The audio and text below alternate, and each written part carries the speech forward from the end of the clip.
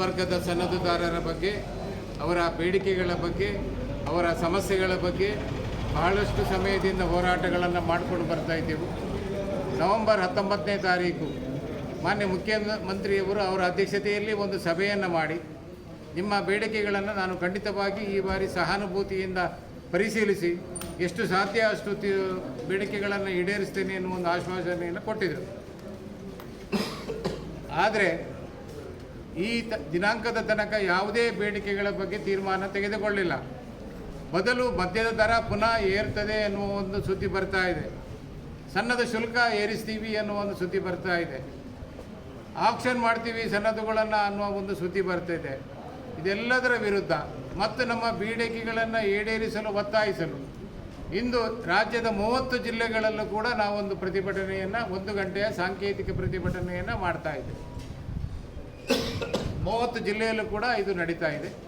ಒಂದು ವೇಳೆ ಕೂಡಲೇ ಒಂದು ಸರ್ಕಾರ ತೀರ್ಮಾನವನ್ನು ತೆಗೆದುಕೊಂಡು ನಮ್ಮ ಬೇಡಿಕೆಗಳನ್ನು ಈಡೇರಿಸುವ ನಿಟ್ಟಿನಲ್ಲಿ ಮತ್ತು ಉದ್ಭವಿಸಿರುವ ಸಮಸ್ಯೆಗಳನ್ನು ಬಗೆಹರಿಸುವ ನಿಟ್ಟಿನಲ್ಲಿ ಕ್ರಮ ತೆಗೆದುಕೊಳ್ಳದೇ ಇದ್ದಲ್ಲಿ ಮಂಗಳವಾರ ದಿವಸ ನಾವು ಇನ್ನೊಂದು ರಾಜ್ಯದ ಮೀಟಿಂಗನ್ನು ಮಾಡಿ ದೊಡ್ಡ ಮಟ್ಟದಲ್ಲಿ ಬಹಿರಂಗ ಹೋರಾಟಕ್ಕೆ ಅಣಿಯಾಗ್ತೀವಿ ಎನ್ನುವ ಒಂದು ಮಾತನ್ನು ನಾನು ಈ ಸಂದರ್ಭದಲ್ಲಿ ಹೇಳಲಿಕ್ಕೆ ಇಚ್ಛೆ ಪಡ್ತಾ ಇದ್ದೇನೆ.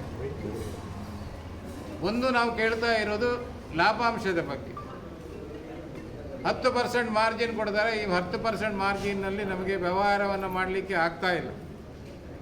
ತ್ರಿಶಂಕು ಸ್ವರ್ಗ ಆಗಿದೆ. ನಮಗೆ ಮುಖ್ಯಮಂತ್ರಿಗಳ ಅಧ್ಯಕ್ಷತೆಯಲ್ಲಿ 19 ಸೆಪ್ಟೆಂಬರ್ಗೆ ನಮ್ಮ ಬೇಡಿಕೆಗಳನ್ನು ಸಹಾನುಭೂತಿಯಲ್ಲಿ ಪರಿಶೀಲಿಸಿ ನಾವು ತೀರ್ಮಾನ ತಗೊಳ್ತೇನೆ ಅಂತೇಳಿ ಸ್ವತಃ ಮುಖ್ಯಮಂತ್ರಿಯವರಿಗೆ ಹೇಳಿದರು. 4 ತಿಂಗಳಾಗ್ತಾ ಬಂತು, ಏನು ಬೆಳವಣಿಗೆಗಳಿಲ್ಲ. ಅದಲ್ಲದೆ ಉದ್ಯಮದಲ್ಲಿ ಏನು ಬೇರೆ ಬೇರೆ ನಮಗೆ ಅಪಾಯ ಆಗುವಂಥ ಕೆಲವೊಂದು ವಿಚಾರಗಳು ಕೇಳಿ ಬರ್ತಾ ಇವೆ. ಈ ಒಂದು ಸಮಸ್ಯೆಗೋಸ್ಕರ ಇವತ್ತು ಇಡೀ ರಾಜ್ಯದಲ್ಲಿ 30 ಜಿಲ್ಲೆಯವರು ಜಿಲ್ಲಾಧಿಕಾರಿಯವರ ಕಚೇರಿ ಎದುರುಗಡೆ 1 ಗಂಟೆಯ ಸಾಂಕೇತಿಕ ಧರಣಿಯನ್ನು ಮಾಡಿ ನಿಮ್ಮ ಮೂಲಕ ಸರ್ಕಾರಕ್ಕೆ ಒಂದು ನಾವು ಮನವಿಯನ್ನು ನಾವು ಕೊಡ್ತಾ ಇದ್ದೀವಿ.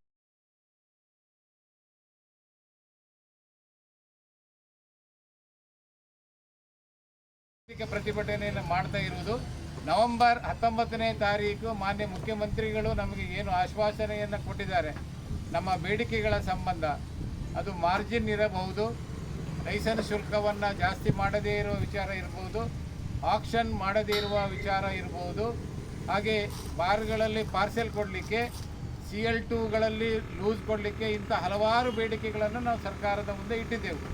ಅದನ್ನು ಸಹಾನುಭೂತಿಯಿಂದ ಪರಿಶೀಲಿಸಿ ನಾನು ಅದರ ಬಗ್ಗೆ ತೀರ್ಮಾನ ತಗೊಳ್ತೇನೆ ಅಂತೇಳಿ ಮಾನ್ಯ ಮುಖ್ಯಮಂತ್ರಿಯವರು ಹೇಳಿದ್ದಾರೆ. ಈಗ ಜಾನ್ವರಿ ಹೋಯಿತು, ಫೆಬ್ರವರಿ ಹೋಯಿತು, ಮಾರ್ಚ್ ಹೋಯಿತು, ಇದು ಏಪ್ರಿಲ್ 19, 4ನೇ ತಿಂಗಳು ಬರ್ತಾ ಇದೆ. ಬಜೆಟ್ನಲ್ಲಿ ಏನನ್ನೂ ಘೋಷಣೆ ಮಾಡಿಲ್ಲ.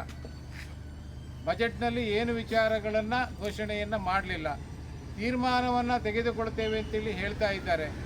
ಆದರೆ ಅದರ ನಂತರ ಈ ನವೆಂಬರ್ 19ನೇ ತಾರೀಕಿನ ನಂತರ ಹಲವಾರು ಬಾರಿ ನಾವು ಪದಾಧಿಕಾರಿಗಳು ಹೋಗಿ ಅಧಿಕಾರಿಗಳ ಹತ್ರ ನಾವು ಮಾತಾಡಿದ್ದೇವೆ. ಹಾಗಾಗಿ ಅವರು ಮಾಡ್ತಾರೆ ಅಂತ ಹೇಳಿ ಕೂತ್ಕೊಂಡು ನಾವು ಸುಮ್ಮನೆ ಕೂತ್ಕೊಂಡ್ರೆ ನಮ್ಮ ಕೆಲಸಗಳು, ನಮ್ಮ ಬೇಡಿಕೆಗಳು ಈಡೇರುವುದಿಲ್ಲ. ಆದ್ದರಿಂದ ನಾವೊಂದು ಸಾಂಕೇತಿಕವಾಗಿ ನಾವೊಂದು ಪ್ರತಿಭಟನೆಯನ್ನು ಮಾಡಲೇಬೇಕಾಗ್ತದೆ ಎನ್ನುವ ಒಂದು ತೀರ್ಮಾನವನ್ನು ನಾವು ಕೈಗೊಂಡು ಇಂದು ರಾಜ್ಯದ ಎಲ್ಲ ಜಿಲ್ಲೆಗಳಲ್ಲಿ ಈ ಪ್ರತಿಭಟನೆಯನ್ನು ನಾವು ಮಾಡ್ತಾ ಇದ್ದೇವೆ.